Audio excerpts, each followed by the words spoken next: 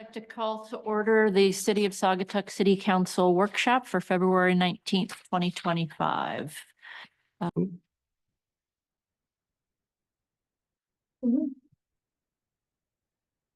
Hey, I'm just. Anderson, Here. Clark, Here. Dean, Here. Gardner, Here. Muncy, Here. Peterson. Here. Stanton. You have a quorum?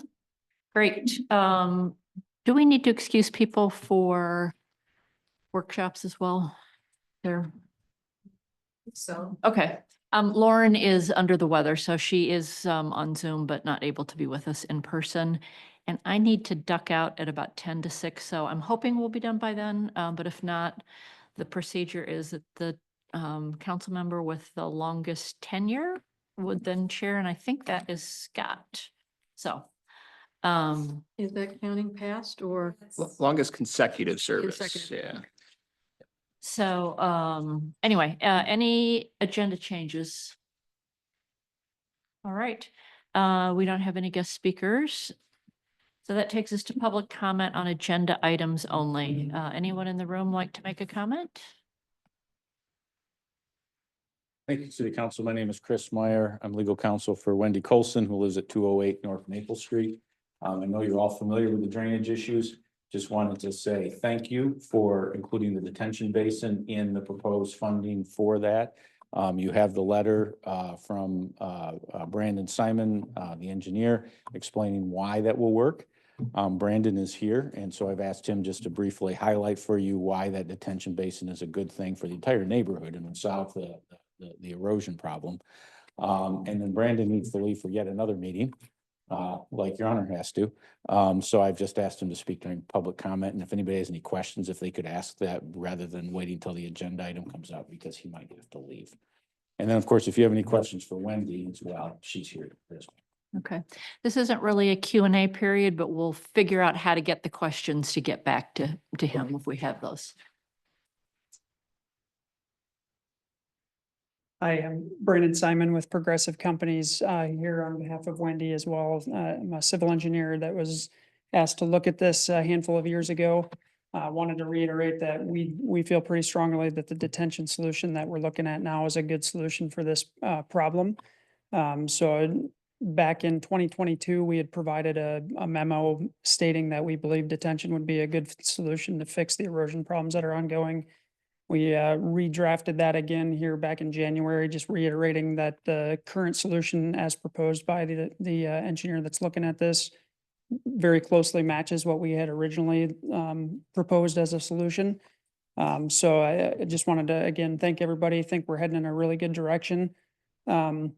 To kind of reiterate the problems that we're running into from erosion are the result of some road work that had the unfortunate consequence of getting water to Wendy's property quicker. There's more water and it's moving faster, which is causing this erosion, and detention will directly impact that and help to get that back into the pre-development conditions. So again, think we're heading in a really good direction and happy to chat on that further if there are any questions. So, thank you. Great, thanks so much. Thank you. Anyone else? Jane? I've been around here in a while. I think you all know, don't laugh so hard. Jane Underwood, 130 Perryman Street. I'm delighted to see that the Saugatuck Harbor Natural Area is on the agenda. Many people in this community worked very, very hard to secure the money for it. Some of you might remember Patty Burkholz. She was one of the lead people dialing for dollars, as she told me.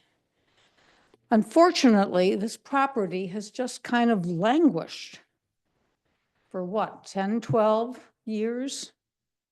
It's really a gem for our community. We really need to let people know about it, have access to it. Some people have told me that the fee to get into Oval Beach is kind of steep to walk the property. That's something I think the council will have to look at. But when I saw the amount of money you have, wow. There were many, many plans. The community worked with the Nature Conservancy. Alan Thomas came out here to get the ball rolling, the West Michigan Land Conservancy. We could really do a lot to make this a gem for our community. Now, I know some of you have been out there hiking. Russ? Yes. Holly? Yep. Scott? Yeah.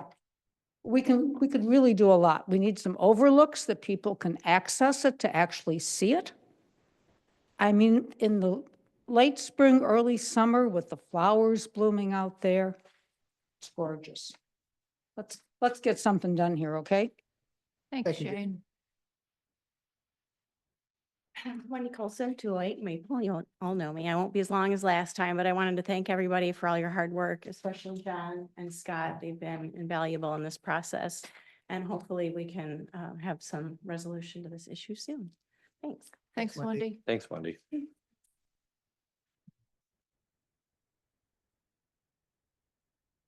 Hello, everyone. I'm Bobby Gaunt, a full-time resident of Saugatuck at 341 Main Street, and I also chair the board of the Saugatuck Dunes Coastal Alliance. I'm here to speak to you about your agenda item 6E. The Alliance's request that the city provide comments to the Army Corps of Engineer on North Shore's proposed boat ramp near the mouth of the Kalamazoo River. This request is similar to our previous request that led to the city submitting comments to the Army Corps in 2022 and then again to Eagle in 2023. On its face, the boat ramp appears less intrusive than the proposed 50-slip marina project, given that it doesn't involve a large-scale excavation of the critical dune area. However, the number of potential boaters using the boat ramp could easily top 100 or up to 150, considering the following: the 24 houses that are already built there or planned to be built there, an additional 96 houses that North Shore says it will build if its failed marina proposal is denied, 8 barn dominiums, and 65 boat storage barns. These altogether total 193 structures that can accommodate at least 1 boat. And this doesn't include other boaters from North Shore's recent acquisition of the Pine Trail Camp. In denying the marina permits last year, Eagle stated that, and I quote, "The proposed marina will likely have significant effects on the public and tribal uses of the river, and thus infringe on the public trust rights to navigate and to fish," end quote. If you've boated at the Cove, you know how crowded it is on a summer's weekend. And whether a marina or a boat ramp, it really doesn't matter how the boats enter and exit. What matters is where they do that and how many there are. The Kalamazoo River mouth is not a safe location for boats to enter the river. Now, it's true that a boat ramp existed on this property during the Broward Marine years, but the use envisioned by North Shore is orders of magnitude greater. Found this really interesting. Broward launched just 51 boats over the course of 22 years. That's an average of 2.3 boats a year. This location is the wrong spot for a marina, and it's still the wrong spot for a boat ramp.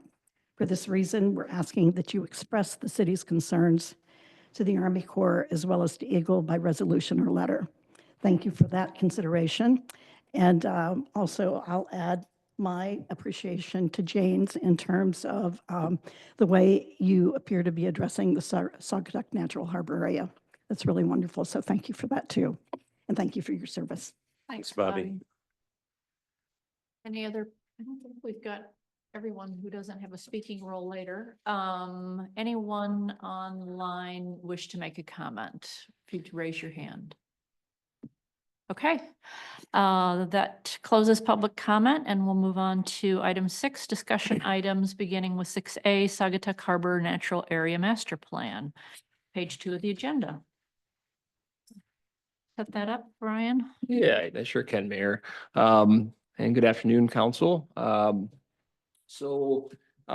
when, the city was purchasing the Saugatuck Harbor Natural Area, There were some dollars, my understanding is there were some dollars that were remaining that the Land Conservancy of West Michigan ended up kind of setting up a fund at the Holland Zealand Area Community Foundation, where there would be an endowment, and then basically some of the investment earnings off of the endowment would be available to continue to maintain and take care of the property going forward. And so as part of that fund agreement, there's some language that says that in order to access the funds, the request has to come from the city manager. There should be some documentation that the funds are actually being used in accordance with the Saugatuck Harbor Natural Area Master Plan, and that plan has to be updated every 5 years. So last year it was kind of discussed with me that, hey, we have some funds there. There's some needs that the Saugatuck Harbor Natural Area has. Can we access those funds? And so we took a look and found that the Saugatuck Harbor Natural Area Plan actually hadn't been updated since it was originally created back in 2010. So we'll kind of looked at the next step to update the plan and found that there was some language that required that there be a management board that's involved in kind of managing the property and updating the plans. And so we had to look back through some prior meeting minutes and found that there was a management board created for a short period of time, but then it ceased to exist. We talked to some past council members to kind of see what they recalled. One of those past council members actually reached out to a previous city manager to see what they may have recalled around that time. But all that to say, the management board, isn't in existence. There were some subsequent council resolutions that kind of spoke to the fact that the council might be the one to actually update the plan going forward. But because we had some conflicting language, we took the approach of reaching out to the Land Conservancy, saying, hey, here's the issue that we have. We want to update this plan. Would you be okay with us, updating the plan with the council approving it with the continued partnership of the Land Conservancy being involved in that process and providing feedback and incorporating that feedback into a plan. And so the Land Conservancy back in October took a look at the property and kind of an updated evaluation, and a copy of that report's in your packet and kind of speaks to some of the invasive species concerns and some of the concerns about deer and trails that are maybe being used that shouldn't be. So all of that information was kind of taken in, and I've done some red line updates to the plan. The Land Conservancy's in agreement with the red line changes. The Department of Public Works Supervisor has taken a look. And the Land Conservancy, Justin Heslinga, the Conservation Director from there, is actually on Zoom today with us in case you have any questions for him as well. But so essentially wanted to bring the plan forth to the council and see if you are agreeable to these red line changes, if you have any questions or concerns with them. Otherwise, we'd like to get the plan updated and then that'll free up some dollars to kind of work on some of the needs that the natural area has. Questions or comments?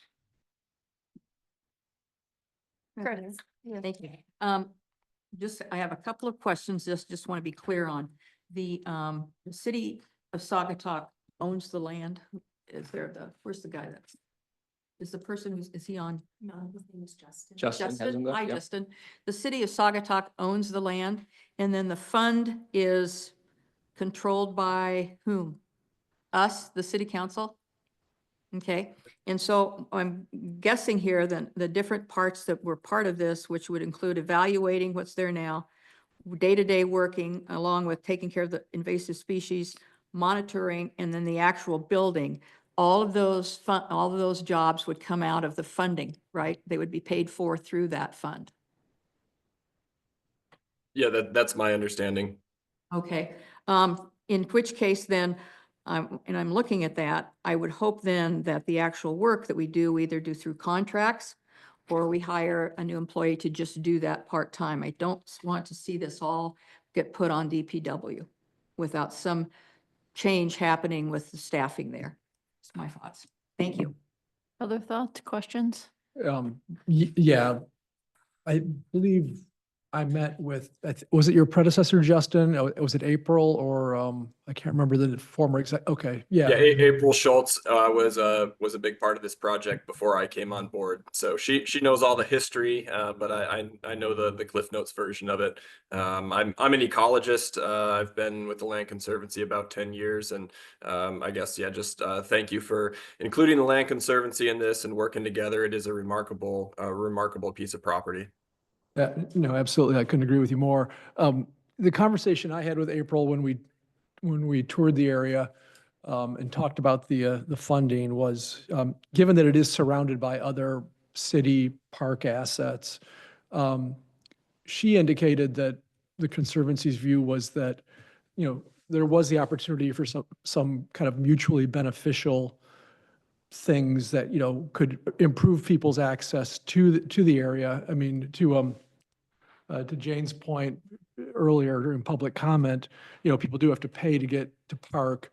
So there was a sense from April that things that we did that improved things like the bathrooms at Oval Beach would be a benefit as well to people that use the natural area. For example, where the natural trailhead would be to the natural area, we currently have porta potties. Well, can some of the costs that we incur to maintain those bathrooms be utilized with this funding, since it's also going to benefit people that are using the facility?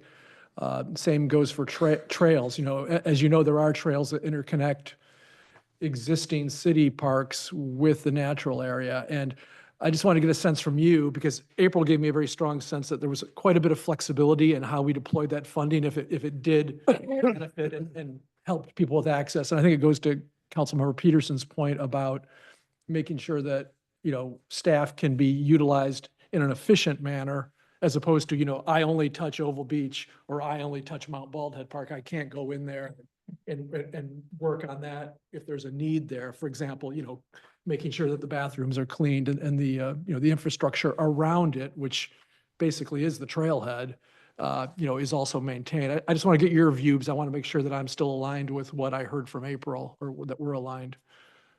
Does that make any sense? Yeah, certainly. I think from the Land Conservancy's perspective, again, acting as kind of an, advisory, it's ultimately your call on how those funds are used. But I think the Land Conservancy would certainly be supportive of any of those actions that do enhance appropriate public access and, management of the property. So from our perspective, I think those things are certainly fair game, as long as there's a direct positive benefit to the property. Yeah, I'm just trying to be clear that the funding isn't like completely ring fenced within the boundaries of the natural area, given that it is surrounded by basically the trailhead infrastructure, the parking and the trails. And that if we can have some level of flexibility to make sure it's well integrated into the existing trail network, parking, et cetera, that's still something that the Land Conservancy would consider to be, an appropriate use of the funding. Yeah, that certainly makes sense to me. Okay, thanks. Madam Mayor? Yes. I go back then again to, it still is the city of Saugatuck's money, and the Land Conservancy certainly has been a wonderful partner here, but I go back again to, if we're looking at actual building of decks and things like that, and the actual work on keeping the trails up, the invasive species, those I think are still on top of what our staff is doing now. And if that happens, I believe that there should be some accommodation made in being aware of that, and find some way of assuming that the Department of Public Works, whether they're right there with bathrooms or whether they're not, but all the new stuff that is coming in based upon the evaluation that will be done here is not just put on DPW with no compensation for it. I agree. Russ? Yeah, thank you. And thanks, Justin, for being here. Actually, I've known April Schultz for probably 30 years. April and I worked back in the late 90s when the Dennisons were still, when Broward was still an ongoing entity. And I worked with Ken Dennison and Skip Dennison, the kids of Frank Dennison, to see if we could get the north side of the property, which is now the North Shore Development, all into the public space. And April was great to work with. She had just a visionary a true visionary on this, and I got to see her at the same event that Councilmember Dean's talking about. The one thing that April did mention is her vision was to have to have a viewing deck, I think she called it, to be able to allow people that maybe don't have direct access to it to be able to enjoy what is really truly a stunning piece of property. So that was something I just remember April telling me in terms of something she's interested in. I definitely agree with Councilmember Peterson's approach here. This is the city's property. It's also the city's fund to be able to determine how best to utilize that money for the benefit of the most people possible. The benefit that I think we've had here of basically nothing being done for 10 years is that we've kind of settled into how this property actually is going to be used. I go out there probably weekly. I'm out there often. And what I see, the major use is people walking to the piers, people walking into Oxbow during the summer to swim, or perhaps to ice fish in the wintertime. Most of the other trails I see little use of. What I've run into and what I've heard from citizens is that there's a number of things that, and again, this is just kind of our inaction on this, is that there's things that need to be removed, like fences that have fallen down that were put up presumably by the city or perhaps the property owner in years past. So that's part of the maintenance of the property that needs to be undertaken. And I agree with Councilmember Peterson, that should be not necessarily put on top of DPW because they already have a lot going on. So I think there needs to be, we don't need to immediately move at anything on this. I think I'm in support of updating the plan, but I think we need to really step back and say, okay, how is this property actually being used? And we've had the benefit of, literally 10, 12 years of just kind of seeing how people naturally use it. There's a number of different ways to get to the property. You can get to it from Bald Head. You can get to it obviously from Mobile Beach. The signage does not exist to direct you to the natural area from those other spots. So I think that's something we have to consider too, is that how are people actually going to get there? If I'm in this trail that's coming off the back of Bald Head, hey, the natural area is that way. I know how to make it there. They don't. So that's something we need to work on as well. And also I'm close friends with Chris Deem, who actually owns the lighthouse. I was friends with his dad and his brother. Chris, I believe, is now the owner of the Deem Lighthouse. I'm close friends with Chris. I've known him for probably 40 years. And I think the Deems have to be a part of this conversation too, because people regularly pass through their property. Unknowingly to them, they put up signs over the years, but I think their stewardship of this property over the years with the Dennisons has been just wonderful. We should feel very lucky that they continue to, want to allow people to use the property, but also respect for their private property rights. So I would say the Deem, Chris Deem particularly, would be someone we would want to talk with to kind of see where he thinks things are going. And he's out there a lot, so he sees how people utilize the property. I think that's where we start, is to really kind of see how it's being used. And I think we should respect that use and make it the less, the better on this, in my opinion. But to make it easier to get to, understand what it is, understand the line, the boundaries, and then just kind of let people use it as they've been using it. Other comments?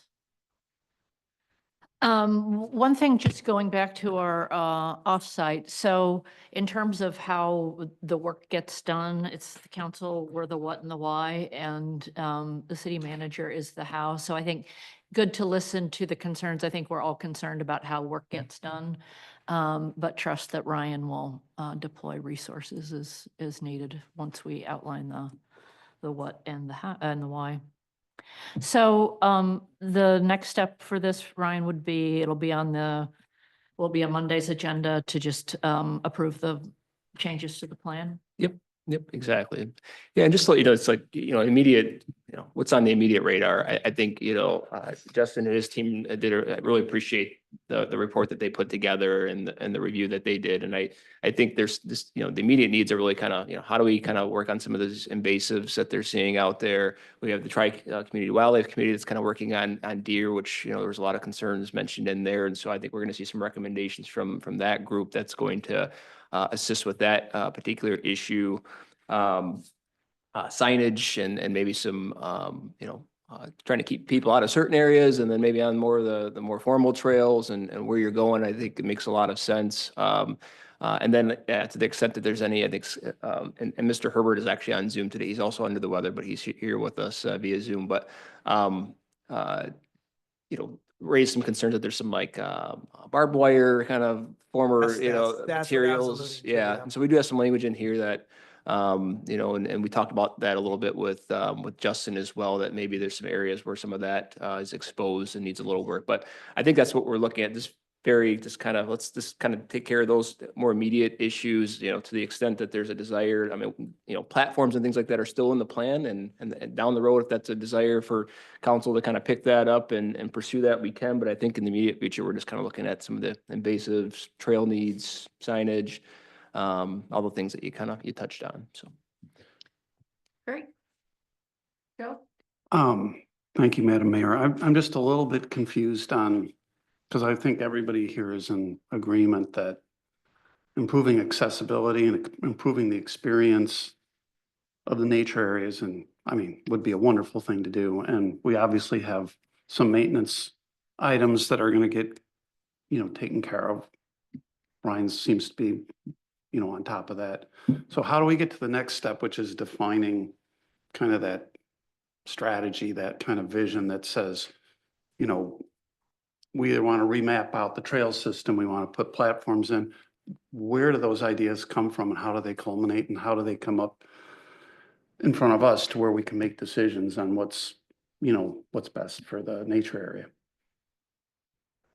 Yeah, well, I think it comes, frankly, from a similar session that we recently had, your plan, if your plan calls for these things, then, it's incumbent upon the council to say, you know what, let's take that next step. These are some things, improvements that we'd like to see at Saugatuck Harbor Natural Area. And you prioritize that. And then we would work to, work with, some engineers or other folks to evaluate putting together some plans for those things to, to be constructed. And then we'd kind of go through that process of engaging the community and then you ultimately making a decision on whether or not to do it. Well, I mean, yeah, this is where sorry, I didn't mean to interrupt, but this is where I'm coming from on integration. I mean, if PPW is already looking at Mount Bald Head, and some of the existing city parks and where those trails terminate into the natural area, to me, it would make sense for them to work on integration plans that, a portion, like when we treat invasives, invasives don't care where the boundaries are. The plan for invasives should be all encompassing for not only the natural area, but for the surrounding parks. Deer management, same story. Trails, same story. And it sounds like the Conservancy is very open to us considering that we've got another pot of funding that we can, to a certain extent, utilize to integrate in with these other projects that we have already that are coming through PPW. And I'm seeing him nod, and Scott's come off of, he's on mute, but I can see him on camera, so I don't know if he has anything to add. No, I think, from the public works perspective, we've just seen a lot of complaints about, that barbed wire fencing out there. And it's a really tricky situation how to tackle that exactly because it's our protected critical dunes area. And so to really remove it is going to require machine excavation, but just formulating a plan and having that plan in place. I think one thing that Mr. Cummins and I really thought carefully on is that a lot of our ability to do some of this work is really going to be contingent on the level of seasonal staffing that we get out at the Oval Beach anyway. So. Okay. Anything else before we move on? Okay. 6B, review draft update of the 5-year capital improvement plan. Thanks for joining us, John and Scott as well. Always a pleasure. Scott, feel free to step in whenever you want to, basically. I've got a few kind of high level thoughts, I guess, that I wanted to convey with the plan. We have, I think most of you have now seen kind of the format we've been using for a few years now. We've been using this more as a working document than kind of a public facing capital improvement plan. If you've browsed the Grand Rapids or Lansing websites, you've probably seen even Grand Haven, you've probably seen, very colorful, very, very forward facing, public facing documents. We've kind of used this more, it's engineering kind of focused on how do we organize our thoughts and our projects. That's certainly something that we could take this to if that's the direction. There've been some conversations. I just wanted to acknowledge that that's kind of a direction we could go with your capital improvements plan, if that's what you want to do with it. The other thought along those lines is we've kind of been self-serving with this, focused on kind of projects that impact us because we want to kind of stay ahead of that. Scott mentioned the possibility of incorporating more, replacement of equipment and vehicles and things like that. That is something that could be in a more comprehensive plan than kind of what we focused on too. Obviously, that takes a lot more input from city staff, but certainly something that this direction could take. Third thought, we put a big red draft on this. I think I've said it before in this room that, we view this as kind of a never-ending draft, basically. We're constantly updating this based on projects that get crossed off the list, new projects that come onto the list, new funding opportunities, but it's really just kind of a planning tool more than anything to kind of help us prioritize, what are the city's priorities. You have healthy fund balances. For years, you've done a good job of kind of building up and maintaining those fund balances. This document kind of shows the other side of that there's also a lot of needs. So it's not as though you could empty your coffers today. You could empty your coffers today if you so wanted to. What this tries to do is kind of stage those projects out in a more logical, reasonable way. And the strategy we've taken the last cycle or two is trying to program in maybe a bigger project like a Maple Street every 2 to 3 years, just knowing that tackling something of that order of magnitude every year just isn't really going to be feasible, not just from a cost standpoint, but these projects obviously take a lot of city staff time, public engagement, things like that. So it's just kind of a natural, they take a while. You've seen that already with some of the larger projects that are going on. In between that, we can fill in some more kind of quick hitters that we can roll out on a little bit faster basis. So that's kind of what's built into this. Again, I never hurt my feelings if you like a different order than what I've shown. This is just kind of my, just based on my experience with the city. The numbers that are shown in here, as scary as they are, they're just budgetary numbers, really, just to kind of show you order of magnitude, how big and scary are some of these projects. In comparison to each other, the scope of these projects is always going to get refined throughout, the course of the life of them. So keep that in mind. And then, any of the projects are fair game. We've tried to capture everything that we know about. There's already some things that have been brought to my attention even since we hit play on this one. One of them being Blue Star Trail would be on here, should be on here. That's obviously a big need in the short term. So. Obviously not a comprehensive, complete list, but at least something to kind of help you prioritize all of the high priority things that you've got on your plate. Do you have anything to add? Yeah, I think engineering does a fantastic job of, really outlining the needs, the big picture needs as far as the streets and utilities go, and a lot of our major park work too. But I think one of the goals of Public Works over the next year or so is to really refine some of the more intricate details of our park needs. Chain ferry, our motor pool equipment, and just having a solid plan for some of that stuff so we can be more better prepared for that type of stuff in the future. Ryan, anything to add? Just to point out, obviously Maple Street's on the immediate horizon. We talked at your strategic planning meeting about Elizabeth Street and starting to do some planning for that. And so you see that on here, and Park Street, and kind of, obviously we have some waiting on some grant decisions for some further planning on that. You see that work on here. And then I think the big bear to wrestle with that is on the horizon that you see on here is Butler Street, and not just dealing with the street, but the infrastructure that's underneath. That's going to be a very significant project, and but it's getting closer and closer to it. I know there's kind of been some conversations about it. The other thing just that I highlight, obviously there was some dollars budgeted this year to kind of take more of a look at the City Hall interior. I think that's on your priorities for next fiscal year as well, but you kind of see some numbers plugged in on that. But I think we all talked after the audit. You saw your fund balances and your savings, and then said, well, let's put some dollars to work. We can see this is the dollars being put to work, or what's coming your way. So, Questions? We heard loud and clear from the survey and from our strategic planning session that infrastructure is top priority. So this is this is what we need to be doing. Yeah, and some of the prices are eye-watering, but it all needs to be done, and it is what we should be spending these resources on, infrastructure. Chris? Yeah, Mayor Anderson, thank you. Thanks, John. Thanks, Scott, for all the effort putting this together. Great work. This should definitely be forward facing. I think this should be out to the public. It should be on our website. I don't think there's any reason why we shouldn't be sharing this with people, just to let them kind of absorb this information.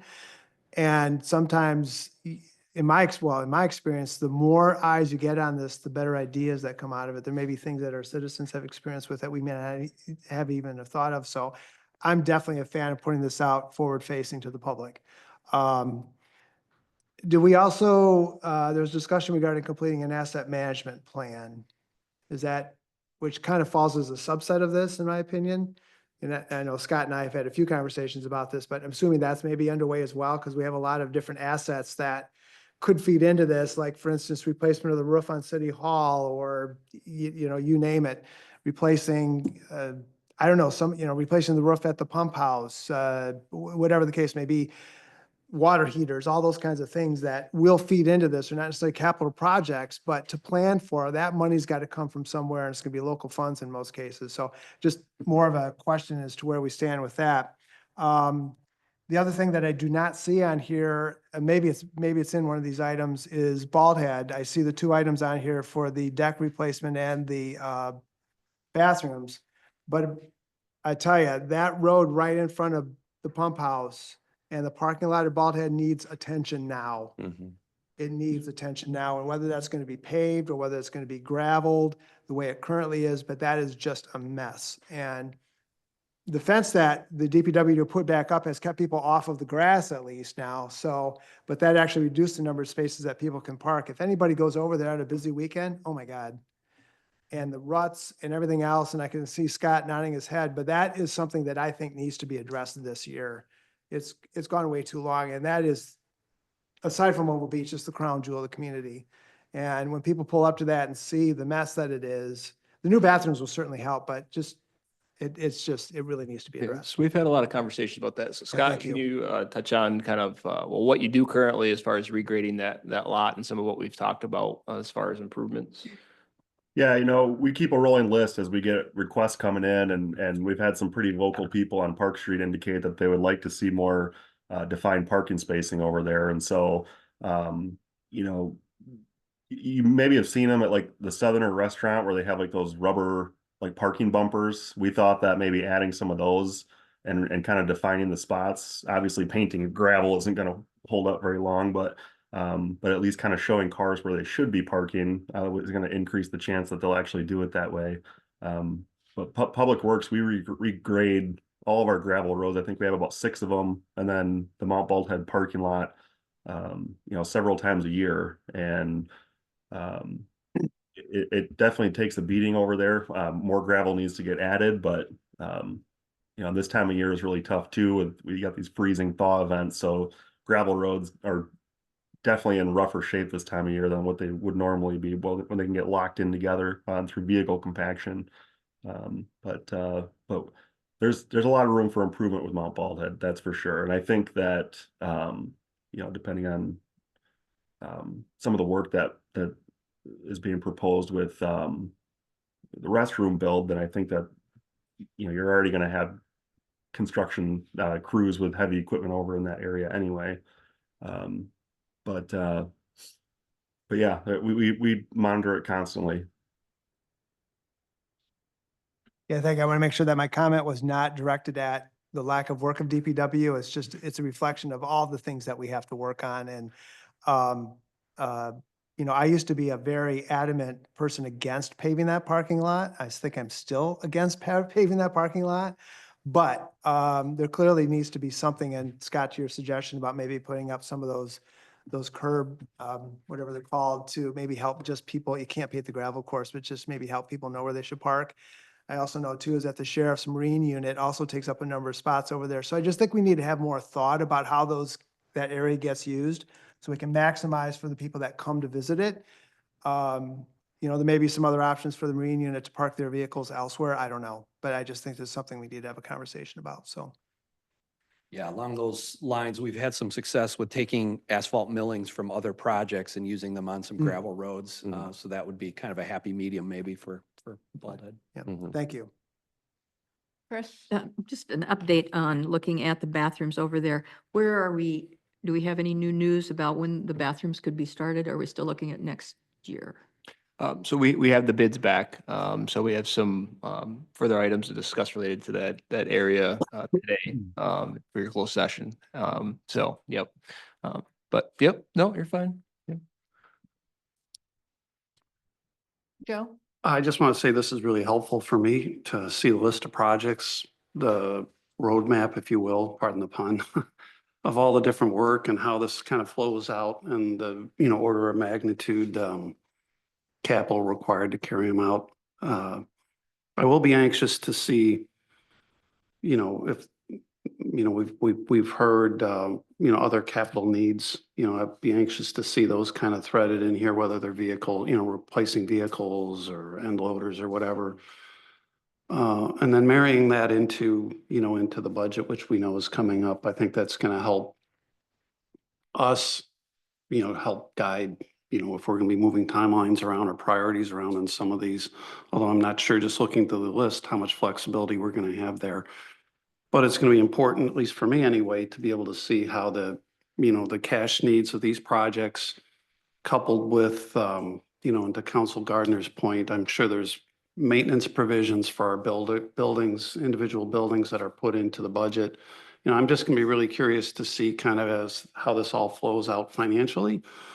As we look at our funds balances, how they draw down and how our, tax revenue increases over time, and we kind of see, make sure we don't get too close to the negative line items there. But otherwise, I think it's great work. It's a phenomenal start, and I do appreciate everything that was done to put it together. Great. I think this is a great graphic. I've seen the website over for Grand Haven with the pretty pictures. But to me, this is easy to read. I've seen these before when you guys have done them, and I have no problem having it on the website. It helps to tell our residents that the things that we are working on, but also having the small kind of, I don't know if you want to call it disclaimer, like you said at the beginning, that these are projects we are working on. This isn't a definite thing. So I see and I hear sometimes where we're working on a project or an organization's working on a project and we talk about it. In fact, we had that happen with the Interurban. We were on the radio show talking about expanding our services. And again, we said we were talking about expanding them.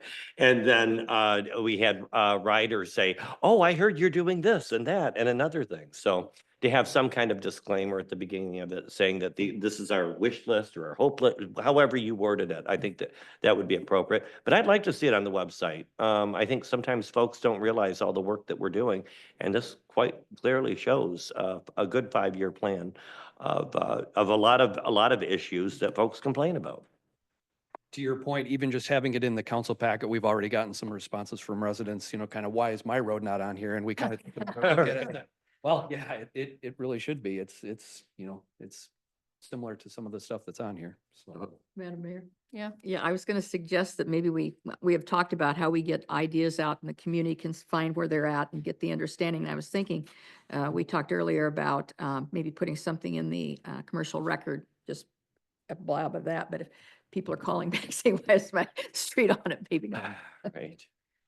My first city council meeting I attended was when you went through all of the roads and I found my road, which, might be a priority in 2047, but, and it's a tiny road and that's where it should be slated, but yes, we all.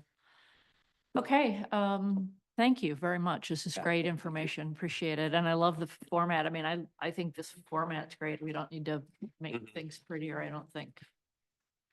The working document. Great. All right, that gets us to 6C funding plan for Maple Street on page 28. Ryan. Yeah, so at your January 22nd workshop, Mr. Moxie and Peter were here to do a pretty comprehensive presentation to you on the various options that you had for Maple Street. And so, from that conversation, and I'll cover the items here in a moment, you kind of seem to, I took what council seemed to identify as being the direction that you wanted to go.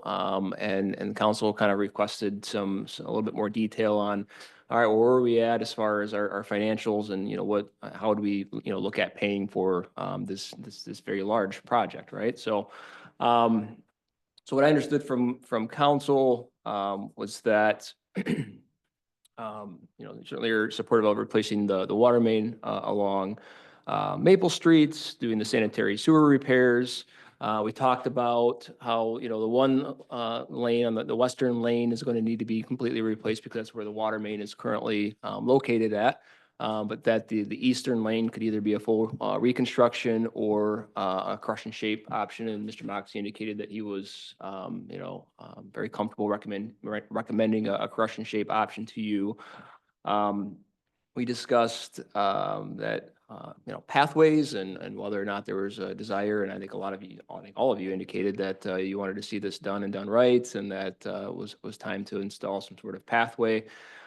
So we looked at the 5-foot concrete option, although there's also the asphalt option as well. But there's kind of more cost to that. You indicated support for the underground stormwater detention that was mentioned during public comment at that Mason and Maple Street intersection. And then we also had some conversations about the doing some culvert repairs while we're in there and doing the work. And then also looking at doing repaving the Department of Public Works parking lot, which is in rougher and rougher shape. And given that we'll have a contractor already in the area, that it might make sense to do that as well. So kind of taking a look at, what are our options for funding this. We discussed at your last meeting that right now, the conversations have been very positive with the township and working on an actual cost share agreement for the water main replacement itself, and then that one lane of road that the water main is under. So their share of the project, based on the current engineering estimate, would be $1.3 million. And they're aware of these totals, and we've been successful in obtaining an MDOT Category B grant for at least the road rehabilitation portion for $250,000. And then it kind of gets into, well, what is our, gap from there? And so with the project items I mentioned, you're a little over 3 million, about $3,040,000. We have healthy fund balances, and I'll cover some other options that you have if you don't want to use your fund balances or savings to pay for this. But we have a few different funds, that do have some limitations in what they can be used for. But we have our water sewer fund that right now has over $500,000 in fund balance. Given the revenues that we've brought in this year under your new water infrastructure fee, as well as anticipated revenues through the end of next fiscal year, I'm proposing that we would use about $900,000 out of that fund, which would still leave about $250,000 in there for working towards future replacements, and then potentially some repairs based on the new water sewer agreement that we're working on. Your local streets fund has a healthy fund balance as well. Right now, you have a dedicated millage dollars through a VODIR dedicated millage that brings in close to $400,000 a year. Those dollars right now go into your local streets fund, although they can be used for some of your major streets as well. Took the the crush and shape options that are proposed here. 30% of the sidewalk, the culvert work, underground storm detention should all be eligible to come out of that fund. That fund also has Act 51 dollars, which come from the state as well, that go into that fund. And then we actually have some county road millage dollars that come into the city as well through a countywide millage. So proposing $1.2 million, around $1.2 million from the local streets fund. And then your general fund, broad latitude to use it in the way that you see fit. Really the remainder of the sidewalk costs, and then the Department of Public Works paving would come out of your general fund at $920,000. If the council were interested in instead doing the asphalt path, that cost is $90,000 more. Most of that would probably come from your general fund if you wanted to go that route. If you wanted to do the full road replacement route for that eastern lane, that's right now that current estimates are, more than $400,000 to do that. But we could take that out of your local streets fund. There's dollars there to do that. There could be some additional grant opportunities that pop up between now and then. I mean, we'd probably be in a pretty short time frame to obtain those before your project starts. Again, we're looking at a start date in spring of 2026 on this. But Daniel DeFranco, the township manager, and I, something that some communities have had some success with in more recent years is actually just reaching out directly to your lawmakers and essentially asking for earmarks. They're not called earmarks anymore. They have a nice fancy name called Michigan Enhancement Grants, and that's just some. But we met with Senator Nesbitt and Representative Andrews' staff and kind of told them about our needs, and we're working jointly on this, and that this is a very costly project and why this road is extremely important to both communities. And they were receptive to at least submitting a request to them. Obviously, they receive a lot of other requests from other members within the district, but we submitted a formal request to fund at least the hard costs of water main and lead service line replacements and road and made a request to them for some funding. As John mentioned last time, you could do a phase project. We could do certain sections here, but again, there's more mobilization costs there. Construction costs could go up from one year to the next. So there are some additional expenses essentially that would be in play there if you did a phase project. One option that you have, and that it sounds like more communities are maybe kind of going back to this method of funding projects, but is doing a special assessment. You don't have to do it for all of the project costs, but you could choose to especially assess folks along Maple Street for some of the project costs, and you could spread those payments out over your ordinance is up to 30 payments, essentially 30 years. But that is an option that you have as well.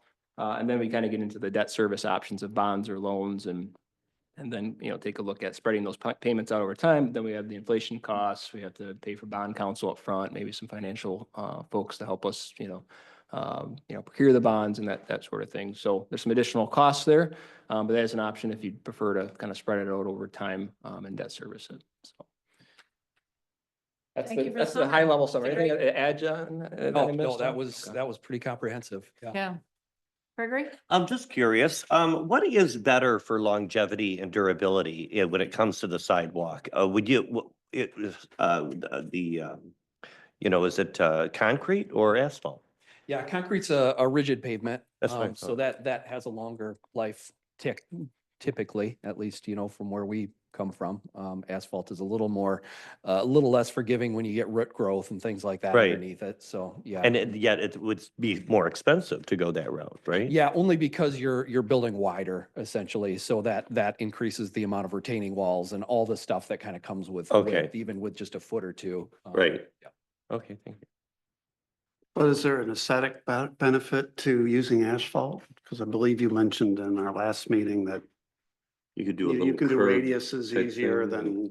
than Yeah, concrete, and or is that that is- not Go material? around the tree Yeah, or, that is yeah. purely personal preference on what looks better and what looks, more appropriate for the context and things like that. I tend to personally think of sidewalks as more of a straight line and asphalt paths kind of wander, but you can do either for both.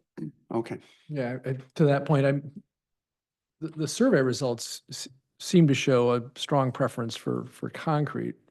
Personally, I sort of, given the character of that kind of very edge of town, I sort of like the asphalt and the fact that it's more curvy, a little bit wider, which might encourage more non-motorized bicyclists and walkers, cooperating in the use of it. But I'm kind of agnostic because it seemed like there was a clear message from folks on Maple Street for concrete. So, And in some communities, it matters from an ordinance standpoint. I don't know if Saugatuck allows bikes on sidewalks or not. Some communities, that's a hard no. So that might push you one way or the other, but. We do I not don't have know an if you- ordinance that speaks to that. Okay, so that doesn't really play into your decision on that.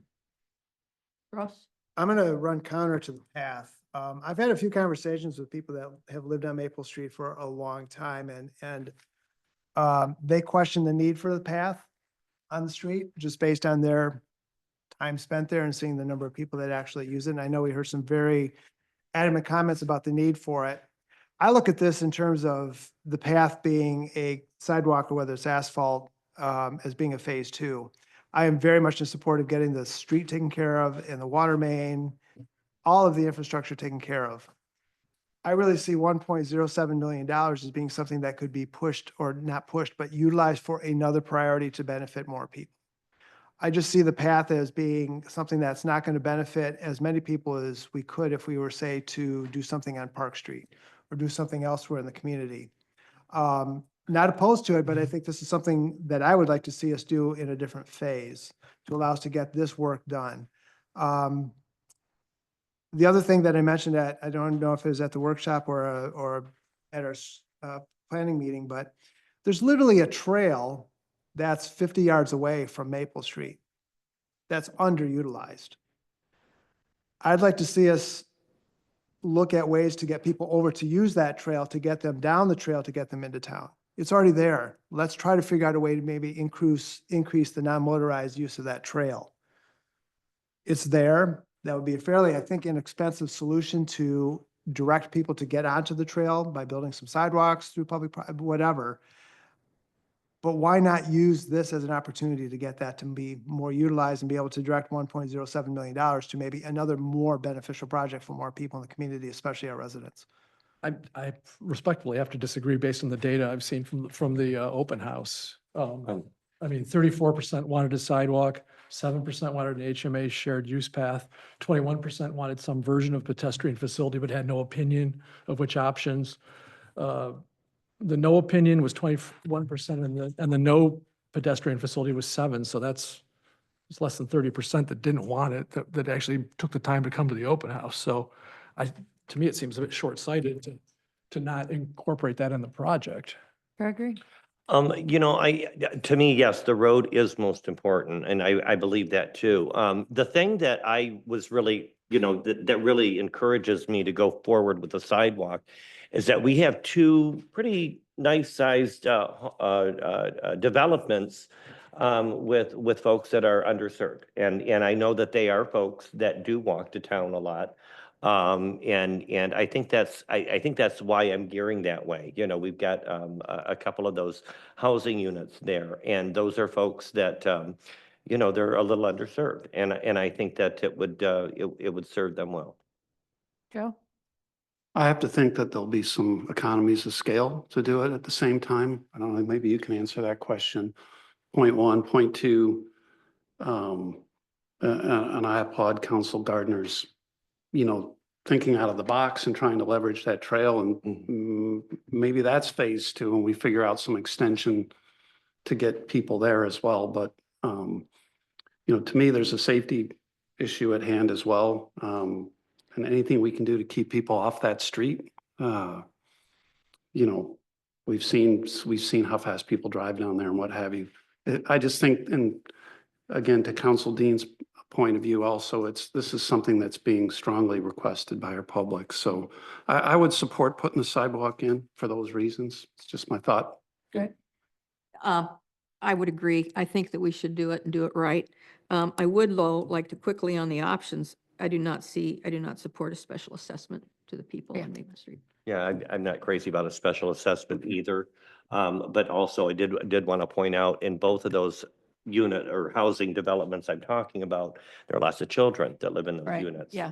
And that road is narrow. I just think there's a need. I'm totally with you about saving that $1 million because we can use it so many other places. But I think in this case, I think I'm all for the sidewalk. Yeah, agreed. And I've heard from, I think, 6 different households on Maple that, it is more than a strong wish. So, and I think that my sense when we talked about it earlier was that was a consensus, not only from the residents, but from council as well. So Ryan, what else do you need from us today? You want a sense of, do we give direction on what we're thinking? I agree with Chris. I don't think a special assessment doesn't work for me. What other kinds of feedback do you need? Well, yeah, I think, the proposal that's before you is to basically use your fund balance as your savings, as Yeah. I, identified here. Obviously, some of the numbers may change a bit as we get into more, design, and hopefully we have to use even less. I Go think the we right have way. hopefully some things built into this that will be under, hopefully where we're at. But, so the consensus from council is, yep, we want to use, current fund balances to pay for this. We're not wanting you to explore, or, figure out a, debt service to special assess or do a phase project, down to prepare an engineering proposal to essentially, design the elements that are listed here. And then we'll bring that design engineering proposal back to you to review that. Be a large proposal. We'll probably have to clarify a few details with the township on, even for the design phase, the engineering fees, how do we get an agreement in place to at least move that piece forward and, reimburse for half the cost in certain items. So we'll have to sort that out. But we might be able to have that at your next workshop. Great. Well, real quick, will there be, while we're in the project and we approve this, will we be able to, will we have more opportunities for any kind of grants, the next 2 years, while we're in construction phase? Yeah, it's possible. And Ryan has already taken a good first step. We've had some success with that budget Right. appropriation process. So that would be the easiest, to just incorporate. That doesn't come with a lot of strings. Yeah, so, yeah, I'd like to encourage that we continue looking for more money, but, I'm all for approving this. Joe. I just want to make sure I'm clear.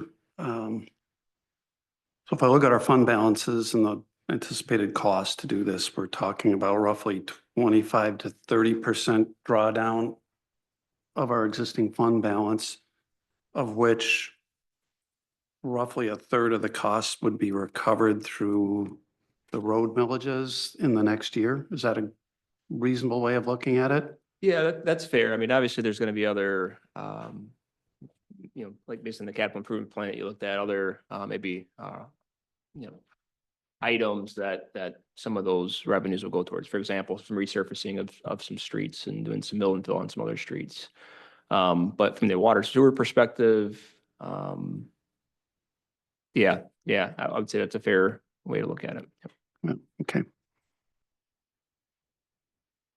Anything else? And the other piece to point out, even with like, the local streets fund, for example, like, there's dollars that are going into there, from Act 51, for example, but we have Department of Public Works time on road maintenance, winter maintenance, those are other kind of pressing. So the revenues aren't, pure going in just for those, Well, I purposes. didn't, But yes. I didn't really mean it that way. I meant that those fund balances would come up roughly a third of the project costs in the next 12 months after we undertake this project, right? Yep. So you've got roughly a 3-year, if we did nothing else, we would have roughly a 3-year payback on this. Now, obviously, that's not a right way to look at it, but I'm just kind of trying to frame it up in my mind, the order of magnitude.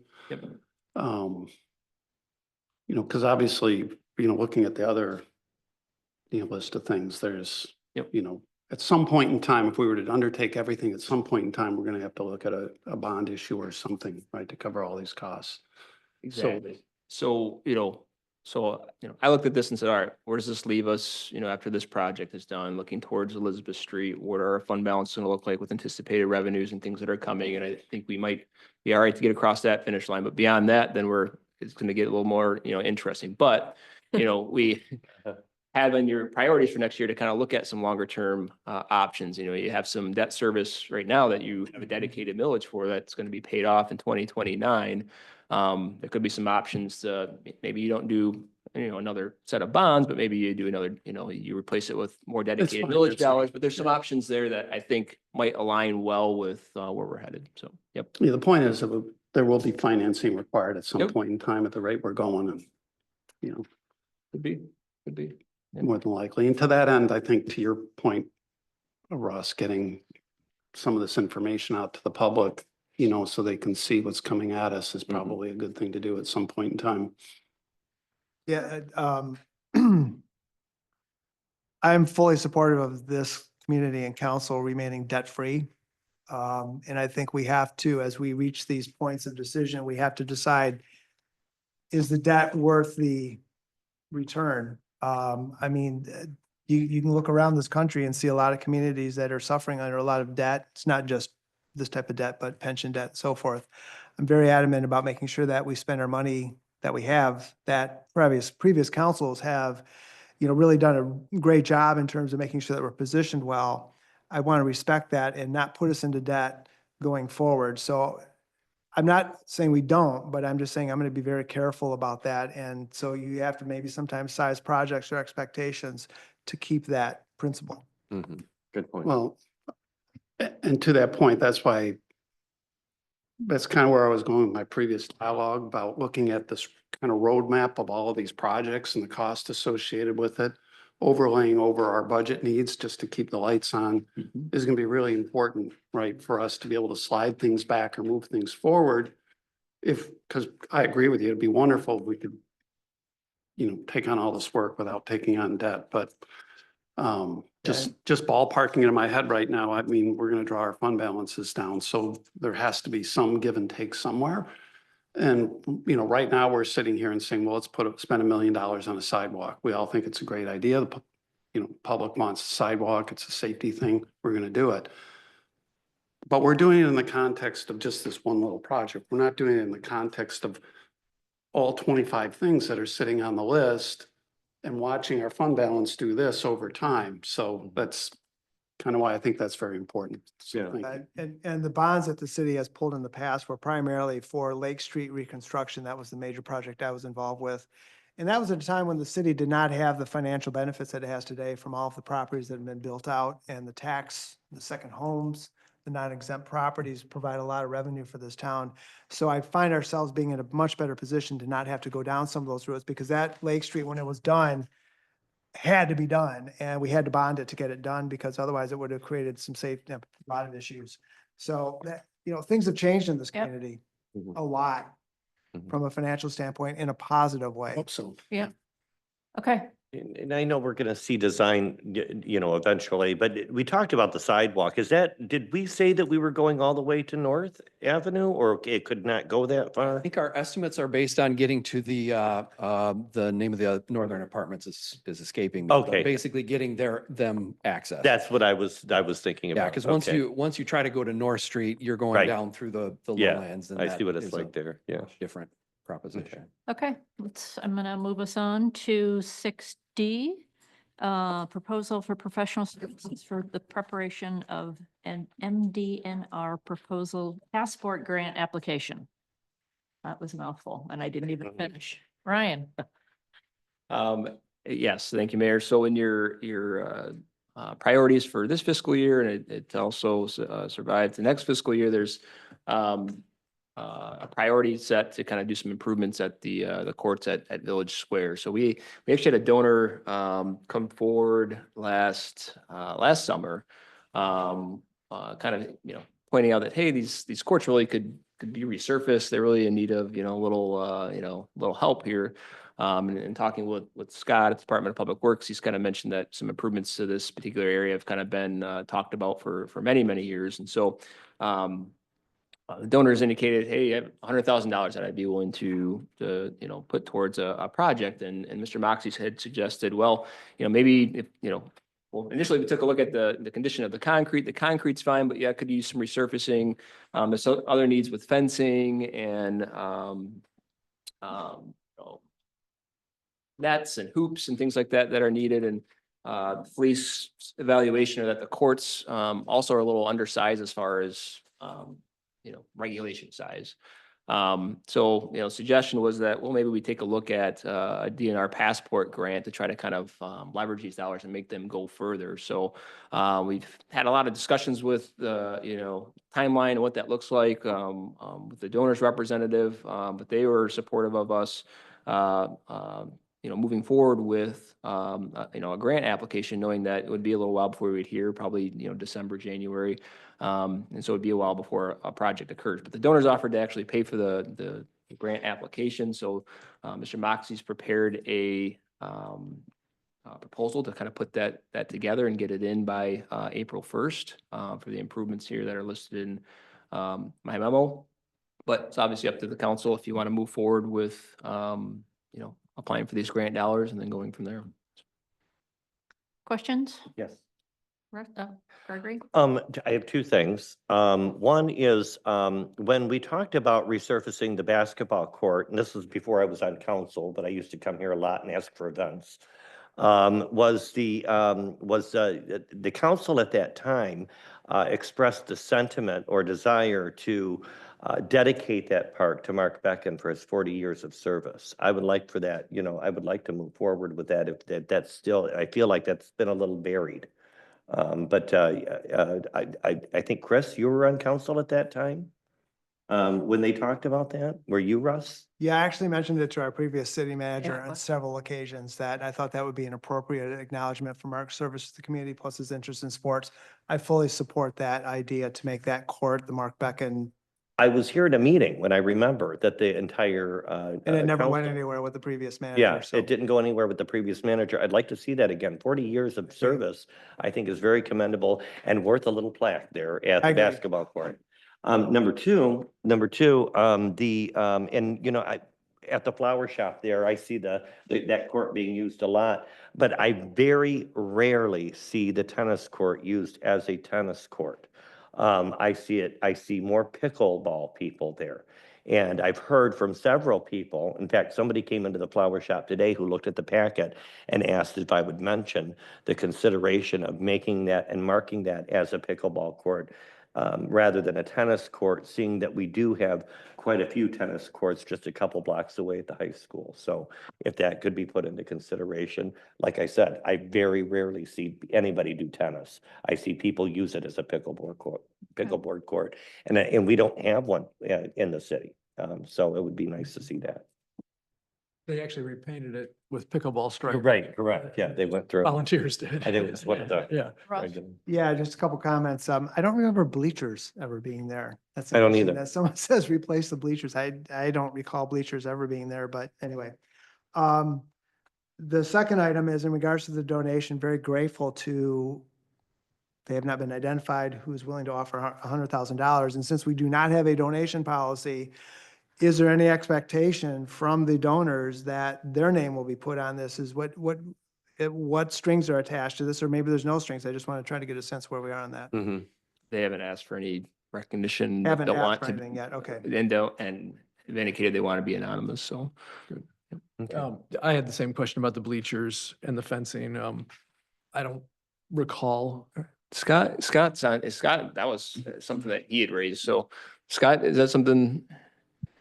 Yeah, I don't recall ever seeing bleachers, but there were certainly a couple of concrete slabs on the west side of the park in between the bushes, where there were some composite benches, and then over the years they had gotten ripped off, and busted and not replaced. And so just having, whether it's bleachers or something else, I think the key is something kind of minimal. When you think of bleachers, you think of something big and metal. Just some sort of seating area was once there is just kind of what I was thinking. It seems to me that this should filter through not only PPW, but also Historic Commission in terms of making sure that it's fits in with the aesthetic of, that's right. That's prime downtown Saugatuck charm area. So I'm having a hard time getting my head wrapped around. And What I really, see is- what we're here today, I think, for is the Yeah. grant. So Yeah. if we can maybe refocus on if we're, Chris?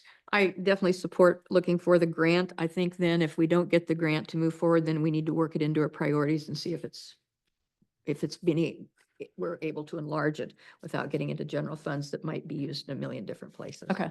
Because as it stands, we're city's out 50K if the estimate holds and we get the grant plus the endowment, correct? Yep, right now the estimate's 300,000 for the. Yeah. Mhm. Okay, so, we'll vote on this on Monday. Okay. Okay, 6E, request for comments on proposed boat ramp near the mouth of the Kalamazoo River, page Thanks, Jen. 77.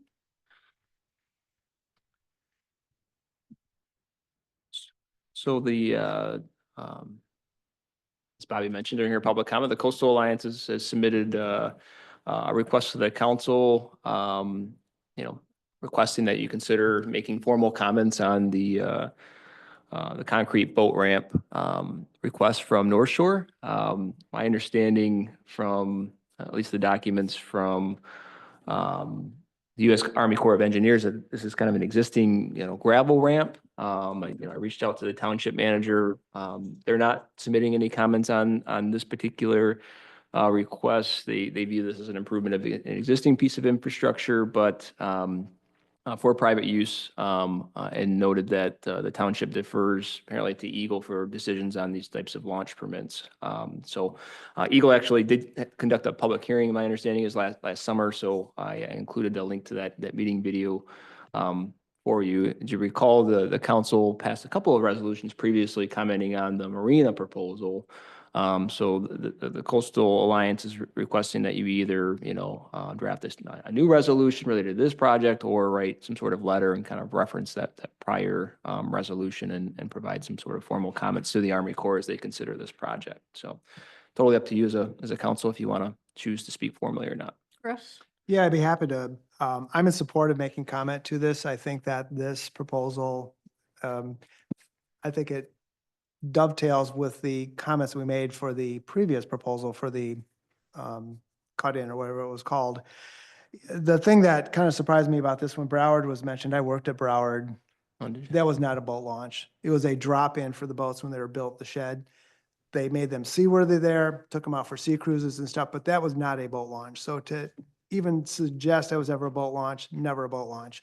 Two is that, and I think it's mentioned here, is that if you were to turn this into a true boat launch, I think the traffic, we don't do marine traffic studies, but I think about if you were to put this would be and I think it was mentioned, I can't remember if it was mentioned by Ms. Gahn or someone else, is that the traffic there would just be horrendous. That is not a large area. And if you were to make a boat launch there, I would suspect there would be a lot of issues with boats on top of each other. There would be probably a lot of potential for accidents, as well as, in my opinion, just destroying the peace of that place. I mean, that was the reason why I was supportive of the previous letter that we wrote to the Corps.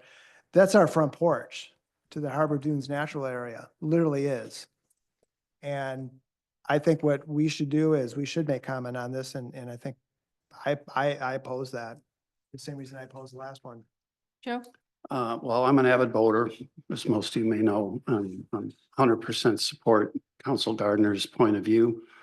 To me, there's an enormous safety issue there. If you've ever been out and had a storm come up,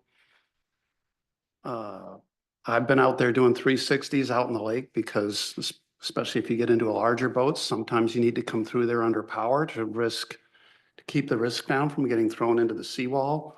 You have boats stacking up there, it's going to be a nightmare and it's going to be a disaster for the marine traffic. So, and the rest of the points, they're well founded. So I would definitely support us either making a resolution or sending this back in. I agree with my colleagues on the council, having been in the Cove on a number of occasions and navigated that stretch numerous times, how dangerous it would be with boats getting stacked up, trying to get in and out of that ramp. It's you've been, any of you that have been through there when the star's coming through, it's, you got to be on your toes and have, boats kind of stacked up trying to get on trailers. I don't think it would be very safe. Chris? I agree. I have a concern also that if this would be approved, then it would maybe just be the first of the camel nose under the tent and other things could progress from there. Great. I strongly support, and I have checked that I'm not in conflict with our city attorney, but I'm on the board of the Coastal Alliance, and I have been passionately working as a volunteer to stop this. So I obviously support it. Okay. So just to clarify, are you asking for like a formal resolution, or would you prefer like a letter that kind of references your prior resolutions and some of the comments that are? My thought was the latter, but because that would be consistent with what we did last time, wasn't it? Yeah, I'd like to see. Actually, we did resolutions. The city did two resolutions, okay. one for Army Corps and one for Eagle. That's And- better. Pardon? That's better. Yeah. Okay. And that process, I know that the Coastal Alliance has made information and has worked with the city attorney to draft that so that it takes some of the legal expense down. So. Great. And I just wanted to add, I'm looking at this area real quick. I'm sorry. Yeah, no. Didn't mean to put the nail in a little further, but there's nowhere for parking here. That You is know, true. I see no area I mean, you're right next to this house and over here, and there's really not a room to park your boats, park your trucks, park your, like most of our, boat ramps do. So, yeah, it's too tight of an area for what they want. So Ryan, what else we good? Took some notes on some of your comments and we'll work on preparing a resolution. Probably won't have that ready for your Monday meeting, but we'll work to bring something back maybe in a couple weeks to your workshop to take a look. Great, Russ. Yeah, just one thing to add regarding the safety issue, which I completely agree with comments being made, is I wonder if the Ogden County Sheriff Department, who has the Marine unit, or perhaps even the Coast Guard, which has some limited work out there, might have an opinion on this as well from a safety standpoint. I know that the fire chief has weighed in on the past with concerns about safety. And yeah, Okay. just to dovetail with that, I'm sure the Alliance is already thinking about this, but I'm sure the tribe would have They have, a yeah, viewpoint they're, as well. they're Yeah. very active in Yeah. public comment and written comment. Great. Okay. Well, that wraps up our discussion items, which takes us to the second public comment period. This can be about anything at all. Anyone in the room wish to make a public comment?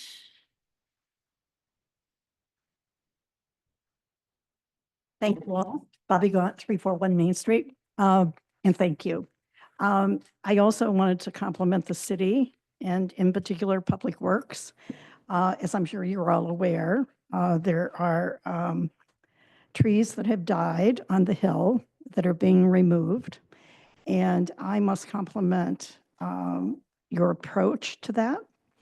I was called days before and talked to about the health of my sugar maple tree, which was in front of my house, which was over 100 years old. And I was told when the city would show up to take the tree down. And so I was given plenty of time to basically talk to the tree and comfort it. And, but also the neighborhood. It was so important because as a tree city, and all of us, or at least most of us, are so proud of our commitment to our trees and to the environment generally. And so they came and they took the tree down and were very kind in terms of all of the noise and all of the equipment, did a wonderful job of cleaning everything up. And then I was called by Scott to ask how everything went and to talk about when the tree is replaced, what we should replace it with. And so I just want you to know a very painful experience, although justified, but you made it as comfortable as one could possibly make it in terms of that experience. And I think my other neighbors on the hill are feeling the same way because I know a number of trees are coming down. So I just wanted to compliment you and thank you for that. Thanks, Bobby. Thank you. Anyone online wish to speak? Okay, that wraps up our public comment, which takes us to going into closed session. Yep. Go ahead.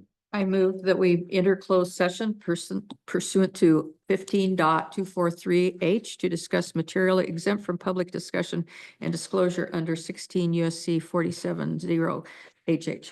I'll second. It's a roll call vote. Anderson? Yes. Clark? Yes. Dean? Yes. Gardner? Yes. Muncy? Yes. Peterson? Yes. Motion carries. Since Wendy, you might not come back, thank you for sending us your letter Thanks. Thank you. Yeah, thanks, Wendy. and for showing up and. Yeah, for showing us. Yeah. You said anytime, right? Okay.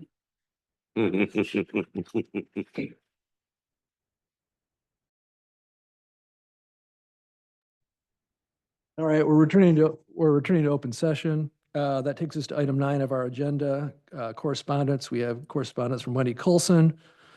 That takes us to item 10, council comments. Why don't we start over with Councilmember Peterson?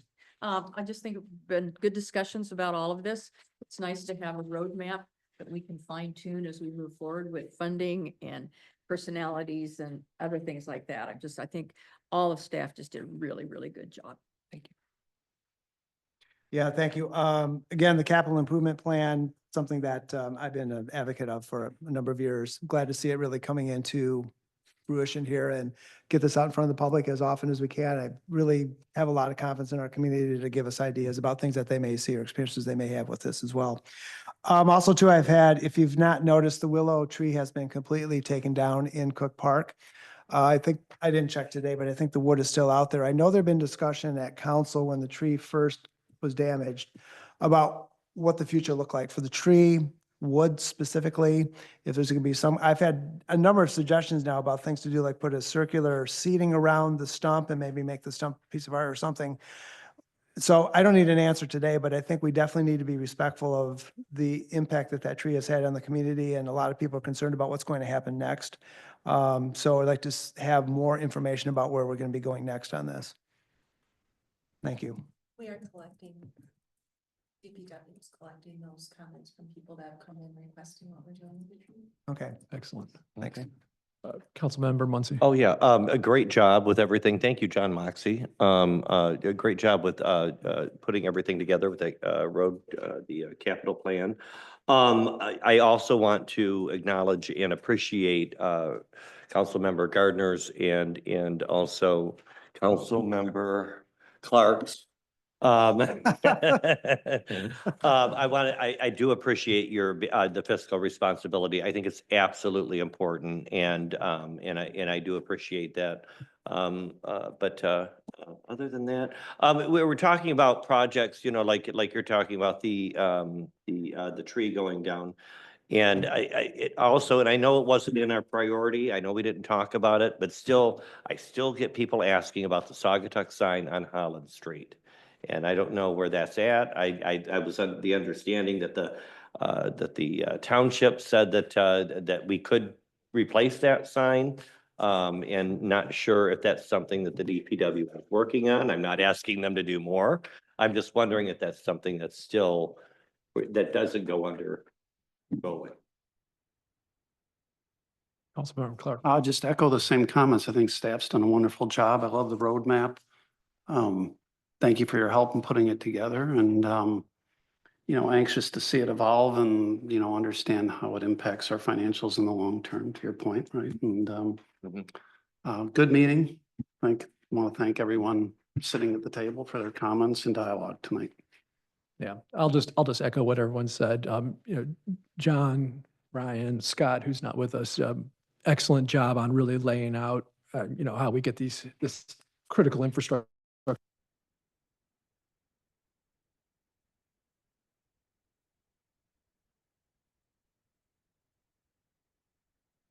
Adjourn. I will second. All right. No, we're gonna go to, All in favor, please say yes. Yeah. Yes. Adjourn. Hi, Joe. Your name goes totally blank on.